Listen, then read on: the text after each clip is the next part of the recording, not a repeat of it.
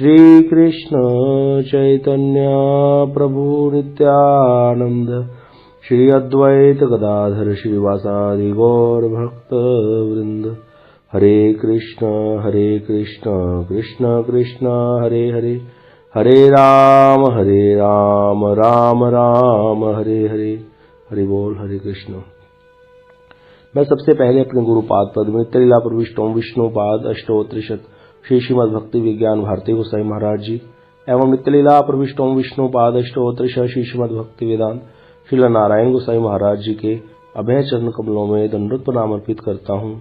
तत्पश्चात शिक्षा गुरुदेव पूज्यपाद ऋषि प्रभु जी, पूज्यपाद बाबा महाराज, पूज्यपाद भक्ति विलास श्रीधर महाराज जी के चरणों में मेरा दंडवत प्रणाम। जितने भी मातृवृंद श्रोतृवृंद सब भक्तों के चरणों में मेरा दंडवत प्रणाम। हम लोग चैतन्य भागवत की कथा में मध्य खंड की कथा का श्रवण कर रहे हैं, जहाँ पर महाप्रभु गंभीर निमाई बन करके यहाँ पर लीला कर रहे हैं, भक्त बन गए हैं।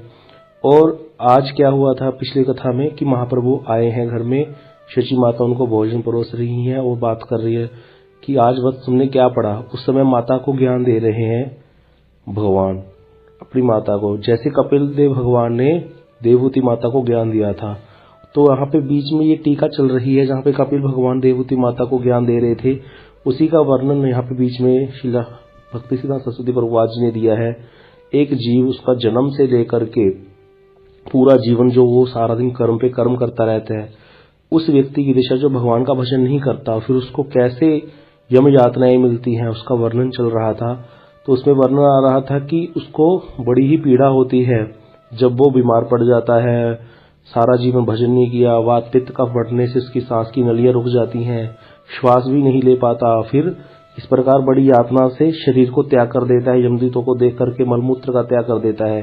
फिर उसको यातना में शरीर दे करके यमदूत उसको बड़े ही तिरस्कार वाक्यों से बहुत गालियां देते हुए, कोड़े मारते हुए लेकर के जाते हैं। यातना में शरीर कैसा शरीर होता है जिसमें उसकी मृत्यु नहीं होगी, लेकिन शरीर पे जो भी उसको पीड़ा होगी वो उसको सहन करनी पड़ेगी, पीड़ा उसको बहुत होगी।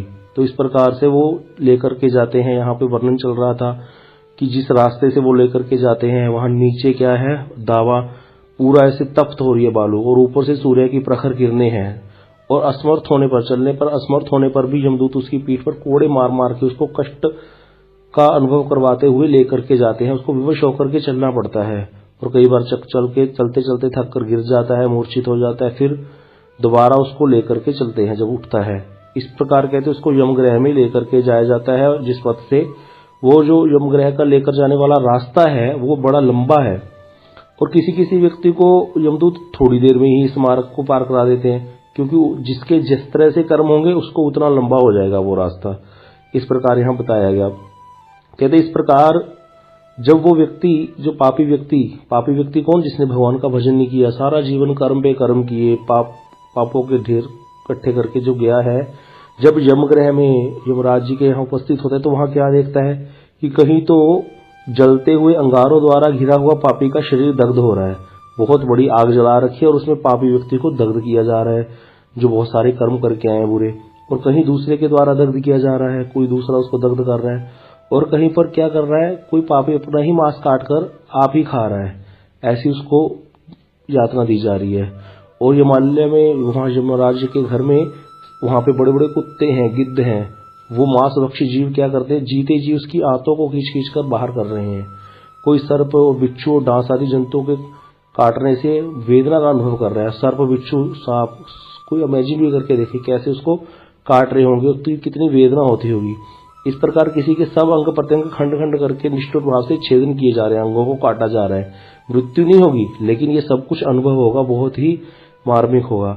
इस प्रकार बता रहे हैं कि किसी को पर्वत के ऊपर से गिराया जा रहा है, किसी को जल और खड्डे में डालकर बंद कर दिया जाता है। ये सारी यातनाएं पापी जीव भोगते हैं। ये अलग अलग प्रकार के नरक हैं वहां हिमालय में।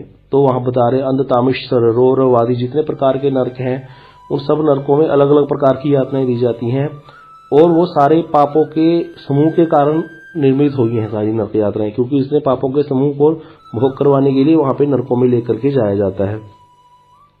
अब बता रहे कि ये जो नरक यातनाएं हैं जो भी कोई जीव गृहव्रती है, गृहव्रती अर्थात जो अपने घर गृहस्थी में उलझा हुआ है, परिवार के चक्कर में बहुत ज्यादा उलझा हुआ है, बहुत आसक्त होकर के जीवन जीता है। हाय मेरा पुत्र, हाय मेरी स्त्री, हाय मेरा परिवार, सारा दिन इसी के चक्कर में मरता है। भगवान का भजन नहीं करता। भजन करता भी है भगवान का, मतलब माला करेगा तो भी चिंता करेगा परिवार की, मेरा ये ठीक हो जाए, मेरा वो ठीक हो जाए। तो इसको ग्रहवृत्ति बोला गया, ग्रहवृत्ति। और एक होता है भक्त। ग्रहवृत्ति और भक्त में क्या अंतर है? भक्त जो करेगा वो भगवान के लिए करेगा, भगवान की प्रसन्नता के लिए, भगवान की सेवा को प्राप्त करने के लिए करेगा। इसीलिए जो भक्त है और ग्रहवृत्ति है, यद्यपि देखने में लगेगा कि भक्त और ग्रहवृत्ति एक जैसा कार्य कर रहे हैं, लेकिन फल में बहुत बड़ा डिफरेंस हो जाएगा। जो ग्रहवृत्ति है वो परिवार के लिए मरता है, सारा कुछ जो भी सोचता है, जितनी भी क्रियाएं हैं उसकी अपने परिवार, पुत्र, स्त्री, घर, दुकान, सामान आदि के लिए है। इसीलिए उसका वो सब करना क्या हो जाता है? व्यर्थ हो जाता है। तो यहाँ बता रहे हैं कि वो चाहे नारी हो चाहे पुरुष हो, सभी को ये यातनाएं भोगनी पड़ती हैं। तो यहाँ पर भगवान देवहूति माता को बोल रहे हैं, हे माता, तत्ववेताओं का मानना है कि कई लोग ऐसा भी कहते हैं कि ऊपर है ही नहीं कुछ, सब स्वर्ग नरक यहीं पर है, यहाँ पर कौन सा बहुत ज्यादा किसी को सिंहासन पर बिठाया जा रहा है। तो नरक में जितनी भी यात्राएं भोगनी पड़ती हैं यहाँ भी तो दिखी जाती हैं। कई लोगों के जीवन देखने से लगता है कि नरक ही है भाई। तो इसीलिए बता रहे हैं कि जीवन भर कुटुंब पोषण में और अपने उदर भरण में लगे रहने वाले लोगों को मृत्यु के बाद क्या होता है? अपने कुटुंब और अपने शरीर दोनों का ही त्याग करके इसी स्थान पर अपने किए हुए सब कर्मों का, जितने कर्म किए हैं उनका फल भोगना पड़ता है। देखिए कितनी बड़ी बात यहाँ पर बोली है कि जो सारा जीवन अपना कुटुंब के भरण पोषण में लगा रहा, तो उसकी शक्ति कहाँ होगी? शरीर में और अपने परिवार में। लेकिन ये परिवार और ये शरीर दोनों ही छोड़ करके जाने हैं। जिसको इस बात की समझ आ जाती है, थोड़ी देर के लिए बैठ करके इसकी चिंता करता है, उसको समझ आना चाहिए कि ये सब छोड़ के जाना है। और हमारी जो जीवात्मा है, जो शरीर के अंदर बद्ध है, उसका हमें कल्याण के विषय में सोचना चाहिए। लेकिन उसके विषय में सारा जीवन ना सोच करके शरीर और शरीर संबंधी लोगों के लिए सारा कुछ करते हैं। इसीलिए ये कर्म बन जाते हैं और उन कर्मों का फल लेने के लिए फिर दोबारा भोग करने के लिए नरक यातनाएं भी मिलेंगी और दोबारा फिर मनुष्य शरीर मिलेगा या अनेक नीच योनियां मिलेंगी। कभी भी इससे छुटकारा नहीं होगा। बता रहे हैं कि व्यक्ति सारा जीवन क्या करता है? हिंसा करता है। कई प्रकार की हिंसा होती है। वाणी से हिंसा होती है, मन से हिंसा होती है, तन से हिंसा होती है। कई प्रकार की हिंसा होती है। मनोवाक्य हिंसा भी होती है, मन से, वाक्य से और तन से भी हिंसा होती है। तो कहते हैं हिंसा के द्वारा अपने परिवार को क्या करता है? पुष्ट करता है और धन को इकट्ठा करता है, अपने शरीर का पोषण करता है। लेकिन ऐसा वो जिस हिंसा को करके जिस शरीर को पुष्ट किया, इतना धन इकट्ठा किया, इन दोनों का ही त्याग करके उसको पाप रूप जो इतने पाप इकट्ठे कर लिए, पोथी भर ली, अपनी जो गठड़ी भर ली, उसको साथ लेकर के ग्रहवृत्ति व्यक्ति को अंधकारपूर्ण घोर नरक को प्राप्त करना पड़ता है। क्या किया? सारा जीवन पाप ही पाप किए। किसके लिए किए? शरीर के लिए किए, पैसा इकट्ठा करने के लिए किए। ना तो वो पैसा साथ में जाएगा और ना ही कोई वो जितना भी उसने शरीर के लिए इतने पाप करे, वो जो शरीर है वो साथ जाएगा। तो क्या जाएगा? जो पाप कर दिए साथ में, उन पापों का समूह इकट्ठा होकर के जाएगा और उसको नरक लेकर के जाएगा। सारा जीवन देखो कितनी बड़ी विडंबना है, कैसी माया है कि जीव उस चीज के लिए प्रयत्न करता है जो कि असत्य है, नित्य नहीं है, जो कभी भी उसको साथ जाने वाली नहीं है। वो सारा जीवन इसी को सत्य मानकर इसी के लिए इकट्ठा करता है और इस कारण इकट्ठे करने में जितने उसके से पाप हो गए, उन पापों को लेकर के उसको नरक यातना जानी पड़ती है। बता रहे हैं कि उस ग्रहवृत्ति पुरुष को अपने कुटुंब पोषण में किए हुए पापों का दंड प्रकाल में ईश्वर द्वारा प्रदान किया जाता है। कौन प्रदान करता है उसको? ये दंड ईश्वर द्वारा निर्धारित होता है। भगवान ही नियंता है इसके, लेकिन स्वयं भगवान ना दे करके उसको ये दंड भगवान के द्वारा नियुक्त किए हुए यमराज, चित्रकूट आदि जो सारा लेखा जोखा रखते हैं, वो सारा लेखा जोखे के अनुसार उसको उसके पापों का दंड प्रदान करते हैं। और कहते वो कातर हो जाता है जब वहां पर जाकर के इतनी यातना भोगनी पड़ती है और नरक में पड़ा हुआ अपने पापों का फल भोगता रहता है। अब बता रहे हैं कि जब नरक भोगने के बाद फिर क्या होता है? कई प्रकार की नीच योनियां हैं, जैसे कुत्ता बन गया, सुअर बन गया, उन योनियों में उसको डाल दिया जाता है। ये भी यातनामय योनियां ही हैं। क्या कुत्ता क्या करता है? सारा जीवन भजन तो कर नहीं सकता, अब और नीचे नीचे चला जाता है। इसीलिए बता रहे हैं कर्मशय सारी यातनाओं को भोग कर उस पापी को करना पड़ता है, सारी यातनाओं का भोग करना पड़ता है उसको, और भोग के द्वारा फिर उसके पाप कट जाते हैं। इस प्रकार धीरे धीरे सारे पाप कट जाते हैं। फिर दोबारा से शुद्ध होकर मनुष्य लोक में गमन करता है, फिर दोबारा मनुष्य बन के आता है, और मनुष्य बनकर के आके फिर क्या करता है, दोबारा फिर इन्हीं कामों में लग जाता है आसक्त होकर के। तो कैसा ये विषय सर्कल है कि सारा हर समय ऐसे ही चलता रहेगा, बार बार आएंगे जाएंगे और उस चीज के लिए प्रयत्न करेंगे जो कि साथ जाने वाली नहीं है, जो कि नित्य नहीं है। नित्य है भगवान का नाम रूप गुण लीला, उसका चिंतन करेगा नहीं, भक्तों के साथ आनंद नहीं लेगा, भक्तों के साथ जाएगा भी तो उनमें भी दोष देखेगा। तो इसीलिए सारा जीवन क्या करेगा, नित्य वस्तु को छोड़ के, भगवान को छोड़ करके अनित्य वस्तु जो कि शाश्वत नहीं है, संसार घर शरीर, इन सब के लिए प्रयत्न करता रहता है और उसके लिए यातनाओं, जितने पाप करता है फिर उन पापों की यातनाओं को भोगता है नरकों में, दोबारा नीच योनियों में चला जाता है, उन योनियों को प्राप्त करके वहां उन योनियों में पापों को काट करके दोबारा मनुष्य बनता है और फिर दोबारा यही सारे कार्य करता है। तो ये A equal to B, B equal to C, C equal to A, इस प्रकार से विषय सर्कल बन गया, घूमता रहता है ऐसे। तो भगवान कह रहे माता, दैव द्वारा प्रेरित होकर जीव पूर्वकृत कर्मों के फल अनुसार देह प्राप्ति के लिए पुरुष के वीर्यकन के द्वारा स्त्री के घर में प्रवेश करता है। दैव होता है जो हमारे पूर्व कर्मों से बनता है, दैव का अर्थ होता है हमारा भाग्य, तो वो भी पूरे पूर्वकृत कर्मों के द्वारा ही बनता है। तो कहते हैं अपने पूर्वकृत कर्मों के फल के अनुसार दैव के द्वारा प्रेरित होकर दोबारा वो माता के घर में प्रवेश करता है। वीर्य की एक बूंद के अंदर 17 लाख जीवाणु होते हैं, उसमें हम लोगों में हम जो मनुष्य दिख रहे हैं वो किसी एक को जीवन मिला है, बाकी सब नष्ट हो जाते हैं।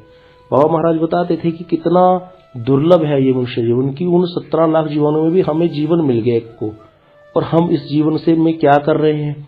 तो बता रहे दोबारा फिर माता के घर में प्रवेश करता है। अब यहाँ पर बच्चे का जो गर्भ में विकास है वो बताया गया है, ये सारा साइंटिफिकली प्रूव्ड है। ऐसे ही देखिए अभी साइंस ने तो कितनी देर बाद प्रूव किया होगा ये सब कुछ कि बच्चा 1 दिन में कितना होता है, 2 दिन में कितना होता है, 6 महीने में कितना हो जाता है। ये चीज हमारे भागवत ग्रंथ में पहले से ही लिख गए श्री वेदव्यास जी महाराज। कितने, ये ग्रंथ आज का तो नहीं है, वेदव्यास जी ने ये ग्रंथ आदि ग्रंथ है, हमारे अनादि ग्रंथ हैं।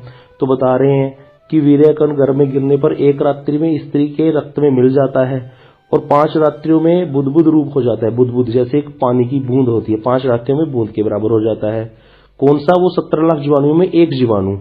फिर 10 दिन में बेर के फल के समान कठिन मांसपिंड का आकार धारण कर लेता है, 10 दिन में बेर जैसा बन जाता है।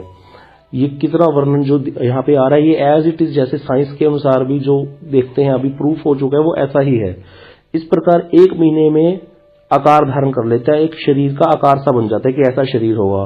फिर उसके बाद क्या होता है, 1 महीने में मस्तक और 2 महीने में उसके हाथ पांव आदि अंगों का विभाग हो जाता है। मतलब उसमें उसी बुदबुद, पहले बुदबुद बना छोटा सा बूंद पानी जैसी, फिर एक बेर के आकार का हुआ जीव माता के गर्भ में। फिर उसके 1 महीने के बाद दूसरे महीने तक क्या होता है, हाथ पांव और मस्तक आदि अंगों का विभाग हो जाता है, अलग अलग हो जाते हैं। और 3 महीने में उसके नख, रोम, अस्थि, चर्म, सारा ये शरीर में हड्डियां, छिद्र सब प्रकट हो जाते हैं।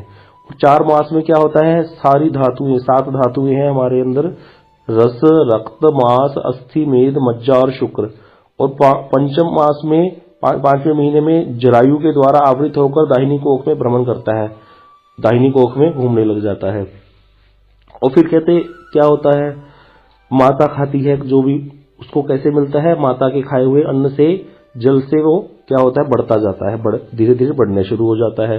उसके द्वारा कहते क्या होता है, ना चाहने पर भी उसको प्राणियों की उत्पत्ति स्थान मलमूत्र के गड्ढे में पड़े रहने के लिए विवश होना पड़ता है, क्योंकि नीचे क्या है, मलमूत्र इकट्ठा होता है पेट में, तो वहां पर मलमूत्र के गड्ढे में वो पड़ा रहता है। उसके शरीर के आसपास ही सारा मलमूत्र, हम जो खाते हैं वो सारा मूत्र में, मल और मूत्र में ही कन्वर्ट होता है, तो वो मलमूत्र के गड्ढे में पड़ा रहता है और ऊपर से बंद है। बता रहे हैं कि गर्भवास के समय क्या होता है, अंदर उसके वहां स्थित भूखे कीड़े उसकी देह को और उसके अंगों को शक्त विक्षक्त करते हैं। हमारे शरीर के अंदर बहुत सारे बैक्टीरिया और कीटाणु होते हैं, वो क्या करते हैं, उसको काटते हैं। वो जीव कैसा है, बड़ा ही नाजुक है, बड़ा ही कोमल। जब बच्चे का जन्म होता है देखते हैं कितना कोमल है वो बच्चा, लेकिन वो माता के गर्भ में कैसे कष्ट पा रहा होगा। और बता रहे ऐसा अतिशय क्लेश प्राप्त करके क्षण क्षण में अचेत हो जाता है, क्या हो जाता है, बेहोश हो जाता है, लेकिन फिर भी उसका प्राण नहीं जाते और उसको ये भी यातना मिल रही है। गर्भवास भी एक यातना ही है। हम लोगों को लगता है कि बड़ा बच्चा, कई लोग कहेंगे देखो लात मार रहा है, ऐसे कर रहा है, वो लात नहीं मार रहा, वो अंदर परेशान है, दुखी है अंदर बहुत ज्यादा। लेकिन हम लोगों को जो हम देखते हैं उसी को हम मानते हैं। टीवी में देखा ऐसे तो बड़ा अच्छा लगता है, उसके अंदर दशा क्या हो रही है उसका वर्णन भागवत में है, उसको समझो। हम लोगों ने भी ये यातना भोगी, लेकिन हम सब भूल चुके हैं। सबसे बड़ी विडंबना तो यही है कि कई बार हम पर कोई विपदा आती है तो हम लगते थे कि नहीं अब तो हम बहुत सीरियस हो जाएंगे, अब आगे से कुछ गलत काम नहीं करेंगे, और थोड़ी देर बाद माया ऐसी है भगवान की कि सब कुछ भूल करके फिर दोबारा उन्हीं कर्मों में लग जाते हैं गलत। तो ये सबसे बड़ी बात है, तो इसको ध्यान देना चाहिए। बार बार अपने आप को सत्संग में जाना चाहिए लेकर के, ताकि वहां पर हमारा विवेक जगे। भगवान का भजन करना है तो वैष्णव के अनुगत्य में करना है, वैष्णव ही हमें दोबारा दोबारा चेतना प्रदान करवाएंगे और इस भवसागर से पार लेकर के जाएंगे। नहीं तो यहाँ से निकलना आसान नहीं है। भागवत गीता रामायण पढ़ पढ़ करके भी, नाम जप कर करके भी लोग नरक को प्राप्त होते हैं। क्यों? क्योंकि साधु संग तो किया ही नहीं। साधु संग में ही तो सीखने को मिलेगा, वहीं पे तो उनके आचरण को देख करके हम लोग बढ़ेंगे आगे। चेंज होता ही नहीं है, मन में कभी विचार उठते ही नहीं है इस प्रकार से। तो यहाँ पे बता रहे हैं कि गर्भ धारण करने वाली जो माता है, जितना भी कड़वा खाती है, तीखा खाती है, बड़ी विडंबना की बात है कि गर्भवती स्त्री को खाने की बड़ी वो लगती है, बढ़िया मीठा तीखा खाने की, खट्टा खाने की बड़ी ललक लगती है। लेकिन जितने भी प्रकार का वो खट्टा तीखा गर्म नमकीन आदि रूखा खट्टा जो खाती है, वो सारे रसों का सेवन जो कितना करती है, वो सारा अंदर जाकर के उस गर्भस्थ जीव के साथ संयुक्त होने पर उसके अंगों को पीड़ा सहनी पड़ती है। जीव पर खट्टा सोचने मात्र से जीव में इतना पानी सा आ जाता है, अजीब सा हो जाता है। अगर नींबू का स्मरण करो तो अब कोई व्यक्ति उसको खाएगा और उसके अंदर जब जाएगा तो एक बहुत ही नाजुक बालक अंदर है, बच्चा है, उसका क्या हाल होगा। तो बता रहे हैं कि नाड़ी के द्वारा वो बंधा हुआ है, माता के गर्भ जो बच्चे के पेट से एक नाड़ी निकलती है, वो नाड़ी के द्वारा सारा कुछ ग्रहण कर रहा है अंदर। तो कहते हैं इस तरह से वो अबद्ध होकर पीठ और गर्दन को, ऐसे उसकी पीठ मुड़ी हुई होती है अंदर, गर्दन भी मुड़ी होती है और मुंह उसके पैरों के पास आ रहा होता है। इस प्रकार से अंदर रहता है वो।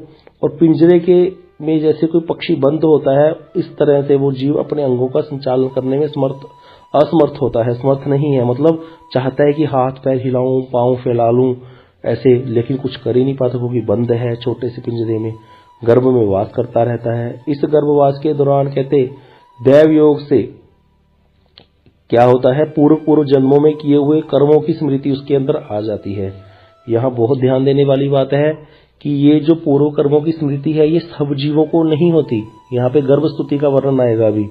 तो ये गर्भ स्तुति जो है वो हर जीव नहीं करता, कोई विशेष भाग्यशाली जीव जिसने भगवान का भजन किया है लेकिन उतना भजन नहीं जो कर पाया कि पार लग जाए तो दोबारा गर्भ में आ गया, तो वो जीव को ठाकुर जी कृपा करके वो स्मृति प्रदान करते हैं। देख तू इतना तूने किया था, अच्छा किया, तूने भजन किया, लेकिन फिर भी तू इतना भजन नहीं कर पाया, साधु संग नहीं कर पाया, इसीलिए उसको स्मृति देते हैं थोड़ी देर के लिए गर्भ में। उसको पूरे कर्म याद आते हैं कि मैंने भक्तों के अपराध भी किए, भक्ति तो की, अपराध भी बहुत किए, और क्या किया, संसार में कर्म भी करता रहा। तो इस प्रकार उसको सारे कर्मों की स्मृति उत्पन्न हो जाती है। सबको नहीं होती, सिर्फ साधकों को ही होती है, जो कचरे साधक होते हैं, जो भजन करते करते गिर गए, जहाँ भजन पूरा अच्छे से नहीं हो पाया, प्राप्ति नहीं हुई एक जन्म में, उनको दोबारा जब वो गर्भ में आते हैं तब उनको ऐसी स्मृति होती है।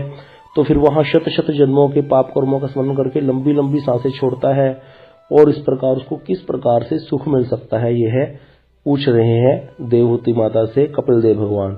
ये प्रसंग बीच में प्रभुपाद जी ने क्यों लिया, समझाने के लिए, क्योंकि चैतन्य महाप्रभु तो शची मैया को भजन का उपदेश दे रहे हैं वहां पर, लेकिन बीच में हमारे गुरुवर्गों ने ये पूरी टीका देवहूति माता जो संवाद कपिल देव भगवान के साथ हुआ था उसका भी पूरा वर्णन कर दिया, क्योंकि यहाँ पर महाप्रभु भी उसी प्रकार शची मैया को समझा रहे हैं भजन की महिमा, जैसे देवहूति माता को कपिल देव भगवान ने समझाया था। बता रहे हैं कि इस प्रकार जब जीव 7वें मास में आता है, 7वां मास लगता है बच्चे को, तो उसके ज्ञान उदय हो जाता है, बुद्धि प्रखर हो जाती है उसकी माता के गर्भ में। लेकिन प्रसव कारण रूप वायु के द्वारा चलायमान होकर वह उसी उदर में उत्पन्न हुई विष्ठा के कीड़ों के समान एक स्थान पर स्थिर होकर नहीं रह सकता है। क्या होता है, अब उसके प्रसव वायु आ जाती है और उसको चलायमान करती है, लेकिन वहां पर क्या है, जैसे कीड़े अंदर ही अंदर घूमेंगे ना पेट के, वैसे वो भी अंदर ही अंदर ही जो भी हिल सकता है बाहर नहीं निकल सकता, थोड़ा बहुत हिलडुल करने लगता है।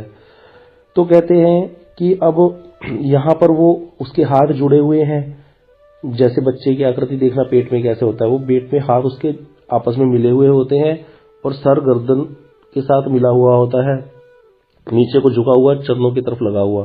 तो ऐसी अवस्था में वो देहात्मदर्शी जीव गर्भवास में यंत्रणा से भयभीत होकर सप्त धातुओं के द्वारा आबद्ध अवस्था में ही दोनों हाथ जोड़कर व्याकुल चित्त से जिस परमेश्वर ने उसको मातृ के गर्भ में डाला है उनकी स्तुति करनी शुरू करता है। तो यहाँ पर गर्भ स्तुति का वर्णन है, जो हर जीव नहीं करता, कोई भाग्यशाली जीव ही कोई जीव ही करते हैं। तो वहां पर ये गर्भ स्तुति में जीव जो है, वो वाला जीव जो भी कष्ट पा रहा है, वो वहां पर कहता है कि इस दृश्यमान जगत का पालन करने का इच्छुक होकर जो भगवान अनेक प्रकार के रूप धारण करते हैं तथा जिन भगवान ने मेरे समान असद व्यक्ति के योग्य इस प्रकार की गति का विधान किया है, मैं उनके भूतल पर विचरण करने वाले अभयकारी चरणारविंदों की शरण ग्रहण करता हूँ।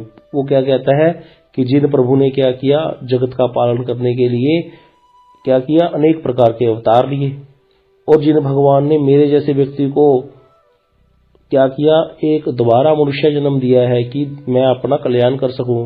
अपना जीव कोई कल्याण कब कर सकता है, देवता बन करके नहीं कर सकता। सिर्फ मनुष्य शरीर ही एक ऐसा शरीर है जिसमें जीव अपने कल्याण के बारे में सोच सकता है, भगवान का भजन कर सकता है। देव योनि भोग योनि है, वहां पर भी भोग है, कुछ नहीं है, वहां भजन नहीं है। तो सिर्फ भजन, देवता भी इसीलिए यहाँ पर मनुष्य लोक में आकर के, मृत्यु लोक में आकर के मनुष्य बनने की कल्पना करते हैं कि हम कब मनुष्य बनेंगे और दोबारा भजन करेंगे, हमें भजन का सहयोग मिलेगा। तो भजन का सहयोग सबको नहीं मिलता, देवी देवताओं को भी नहीं मिलता। तो इसीलिए यहाँ पर कहता है कि वो भगवान को याद करके कहता है कि जिन प्रभु ने इतनी कृपा करके मुझे ऐसे व्यक्ति को इस प्रकार की गति प्रदान की है, मैं उनके चरणों की शरण ग्रहण करता हूँ। जो मैं माता के उदर में देह के आकार को प्राप्त होकर के माया के द्वारा, जो माया के आश्रय में आकर कर्मों द्वारा क्या हो रहा था, बद्ध होकर रह रहा हूँ, तथा भगवान जो अंतर्यामी रूप में मेरे साथ इस स्थान पर भी वास कर रहे हैं। देखो प्रभु कितने दयालु। बोला जीव क्या कहता है कि मैं तो अपने पूर्व कर्मों के कारण माता के गर्भ में आया, और प्रभु अंतर्यामी के रूप में हृदय में वास करते हैं। ये गीता में श्लोक है, ईश्वर सर्वभूतानां हृदय देशे अर्जुन तिष्ठति ब्राह्मण सर्वभूतानि यंत्रुणानि माया, कि भगवान सब जीवों के हृदय में परमात्मा के रूप में रहते हैं और सब जीवों को परमात्मा के रूप में रह करके क्या करते हैं, उसके कर्मों के द्वारा प्रेरित करते हैं। जैसे उसने कर्म किए हैं पूर्वकृत, उन कर्मों के द्वारा उसको प्रेरित करते हैं। कोई भी कुछ व्यक्ति कार्य करता है वो कर्मों के द्वारा प्रेरित होकर के करता है। इसीलिए परमात्मा हर समय हृदय में है। तो वहां पे वो जीव भगवान की महिमा का गान करते हुए कहता है कि प्रभु कितने दयालु हैं कि मैं यहाँ पर गर्भ में हूँ, नरक में, गर्भ को भी नरक ही बोला गया है शास्त्र में। तो इस गर्भ रूपी नरक में मैं बैठा हूँ, यहाँ इतनी यातना सह रहा हूँ, लेकिन प्रभु यहाँ पर भी मेरे साथ है, अंतर्यामी के रूप में वहां पर भी मेरे साथ वास कर रहे हैं। बता रहे हैं उस समय वो जीव कहता है कि उन भगवान में और मुझ में विशेष भेद है। कितनी सुंदर बात है। जो लोग कहते हैं भगवान में और जीव में कोई भेद नहीं, अभेद है, वहां पर जीव कहता है कि उन भगवान में और मुझ में भेद है। वो प्रभु क्या है, साक्षी के रूप में विराजमान है, उनको कोई कष्ट नहीं है, लेकिन जीव इतने प्रकार के कष्ट पा रहा है। तो बता रहा है कि जीव वहां पर भगवान की स्तुति करते हुए कहता है कि प्रभु आप तो स्थूल और लिंग उपाधि से रहित हैं, ना भगवान का स्थूल शरीर है न लिंग उपाधि, अर्थात तो भगवान कोई मर्त्य लोक में आकर मर्त्य जीव की भांति, बद्ध जीव की भांति थोड़ी आते हैं। वो यहाँ आकर के भी क्या है, सबको मुक्त करने वाले, स्वयं तो मुक्त हैं। भगवान का विग्रह कोई पांच भौतिक थोड़ी है, पृथ्वी जल अग्नि वायु आकाश से बना हुआ। भगवान का शरीर है सच्चिदानंदमय, सत्य चित्त और आनंद से बना है, जो एटर्नल है, एवर ग्रीन, हर समय ऐसे ही रहेगा। भगवान के अंदर स्वगत सुजातीय और विजातीय भेद नहीं है, ये बड़ी समझने वाली बात है। तो वहां पर क्या है, उनके देह और देही में भेद नहीं है। भगवान का शरीर जो है, देह और देही अर्थात आत्मा, उनमें भेद नहीं है। वे अखंड ज्ञान स्वरूप है, उनका ज्ञान अखंड है। जीव का ज्ञान क्या है, क्षणिक है, थोड़ी देर ज्ञान होता है फिर हम भूल जाते हैं। तो इसीलिए गोस्वामी तुलसीदास जी ने लिखा है, जो हो अखंड ज्ञान एक रस ईश्वर जीव भेद कहूं बस। अगर जीव को ही अखंड ज्ञान हो जाए, फिर जीव और ईश्वर में भेद क्या रह गया। और जो लोग कहते हैं कि अहम ब्रह्मोस्मि अहम ब्रह्मोस्मि, तुम ब्रह्म बन ही नहीं सकते, सब मिथ्या बात है ये। तो इसीलिए इन वेद वाक्यों को भी, हम ब्रह्मोस्मि वेद का वाक्य है, इसका अर्थ अलग प्रकार से है। हम ब्रह्मोस्मि अर्थात जैसे एक बहुत बड़ा टेबल है लकड़ी का, अगर उसमें से एक छोटा सा टुकड़ा ले लें तो उसको, लकड़ी के टेबल को अगर हम लकड़ी कहें तो कोई दोष नहीं। इसी प्रकार उस लकड़ी के टेबल से लिए हुए छोटे से टुकड़े में सारे गुण वही वाले ही है ना जो लकड़ी के टेबल के अंदर विद्यमान है, लेकिन वो लकड़ी का टुकड़ा टेबल का कार्य तो नहीं कर सकता। इसी प्रकार यहाँ पर हम ब्रह्मोस्मी का अर्थ यही है कि उन ब्रह्म का मैं अंश हूं, इसीलिए मेरे अंदर भी वो गुण विद्यमान है, लेकिन सूक्ष्म मात्रा में है। उस प्रभु में वो सारे गुण बड़ी मात्रा में विद्यमान है, स्थूल रूप में विभु है भगवान। हम लोग अणु हैं, जीव अणु है, भगवान विभु है। तो इसीलिए यहाँ पर बता रहे हैं कि भगवान के देह और देही में भेद नहीं है, लेकिन जीव के देह और देही में भेद है। जीव की देह क्या है, नित्य नहीं है। इस शरीर को प्राप्त किया है, ये छूट जाएगा शरीर, नया शरीर मिलेगा, अगला जन्म होगा तो वहां पर नया शरीर मिलेगा। और आत्मा नित्य है, लेकिन आत्मा का शरीर से भेद है कि नहीं है, भेद है। अभी मेरी शरीर मनुष्य का, पुरुष का शरीर है, अगला जन्म किसी और योनि में चला गया तो वो वाला शरीर हो जाएगा, आत्मा वही रहेगी। तो यहाँ पर देह और देही का भेद हो गया। भगवान में ऐसा नहीं है, भगवान हम हर समय ऐसे ही रहेंगे जैसे हैं कृष्ण बंसी बजाते हुए, चाहे वो कोई भी युग हो, कोई भी किसी प्रकार आए, भगवान कभी भी आए, क्योंकि वो अखंड ज्ञान स्वरूप है। तो वहां पर जीव जो है, ये जो सौभाग्यशाली जीव जो गर्भ स्तुति कर रहा है, वो कहता है कि मेरे हृदय में उनका वही रूप प्रतिभासित हो रहा है, कि मेरे मन में चिंतन आ रहा है भगवान के बड़े सुंदर रूप का, और वही मेरे एकमात्र शरण्य है, जो मेरे शरण्य है, और वे ही मेरे क्या है, मैं उनको नमस्कार करता हूं। और कहते फिर क्या कहता है कि मैं पंचभूत रचित इस देह में आच्छन्न होकर वास कर रहा हूं, क्योंकि जीव का शरीर क्या है, भगवान का सच्चिदानंदमय शरीर है। जीव का शरीर है पंचभूतों से द्वारा बना हुआ। पंचभूत कौन कौन से हैं, क्षितिजल पावक गगन समीरा, पंच रचित यह अधम शरीरा, पृथ्वी जल अग्नि वायु और आकाश, ये पंचभूत है। इन पांच भूतों के द्वारा बना हुआ शरीर है। तो बोल रहा है इस देह में मैं आच्छन्न होकर वास कर रहा हूं, और इसीलिए मुझे जो अभी अभी अनुभव हो रहा है, क्या अनुभव हो रहा है कि मैं एक शरीर हूं, वो मैं वस्तुतः नहीं हूं, क्योंकि मेरा नित्य स्वरूप क्या है, इस जो पांच भौतिक शरीर है इसके संपर्क से रहित है जीव का शरीर। जीव क्या है, एक जीव आत्मा की बात हो रही है यहाँ पर। तो यहाँ पर वो कह रहे हैं कि मैं इसको शरीर को अपना मान करके बैठा हूं, शरीर ही समझ रहा हूं अपने आप को, लेकिन मैं वस्तुतः वह नहीं हूं।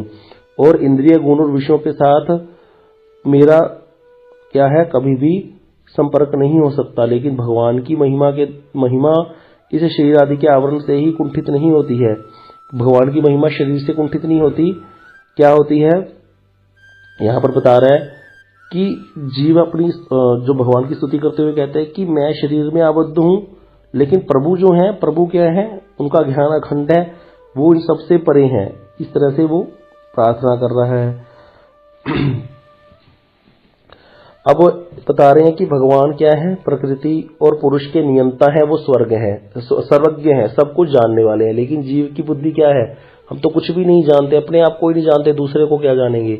इस प्रकार वहां पर जीव भगवान को सर्वज्ञ बोल करके, प्रकृति और पुरुष के नियंता बोल करके, आपके अंदर देह और देही का भेद नहीं है, आपका ज्ञान अखंड है, ऐसी बात कह करके भगवान की स्तुति करता है, उन आदि पुरुष की वंदना करता है। अब यहाँ पर जीव कहते हैं कि जिनकी माया के द्वारा क्या होता है, जीव का क्या होता है, ज्ञान और उसके पूर्व कर्मों की स्मृति खो जाती है, और वो दोबारा संसार में आकर के भटकने लग जाता है। उन परमेश्वर की कृपा के बिना किसी भी प्रकार से जीव क्या होता है, दोबारा अपने स्वरूप को प्राप्त कर ही नहीं सकता। उसको अपने आत्म स्वरूप की, कि मैं आत्मा हूं, अपनी आत्मा के कल्याण की जो बात है, उसके लिए उसके अंदर वो ज्ञान कभी उपलब्ध हो ही नहीं सकता, जब तक कि ठाकुर जी कृष्ण उस पर कृपा ना कर दे। यहाँ पर जीव इसीलिए भगवान को प्रार्थना कर रहा है कि आप मुझ पर कृपा करो, क्योंकि मैं आपकी माया के द्वारा क्या हो रहा हूं, मेरा ज्ञान जो है और मेरी पूर्व स्मृति जो है खो गई है। अगर कहीं जीव को ज्ञान हो जाए और उसको ये स्मृति रह जाए कि मैं कितनी यात्राएं होकर के आया हूं, तो वो जीव कभी कोई गलत काम ना करे। लेकिन वही है, क्यों कर रहा है, क्योंकि उसका वो जो ज्ञान है वो आवृत हो गया है। अभी समय हो गया है, बाकी कथा हम अगली बार करेंगे। वांछा कल्पतरुभ्यश्च कृपा सिंधुभ्यश्च पतितानां पावनेभ्यो वैष्णवेभ्यो नमो नमः।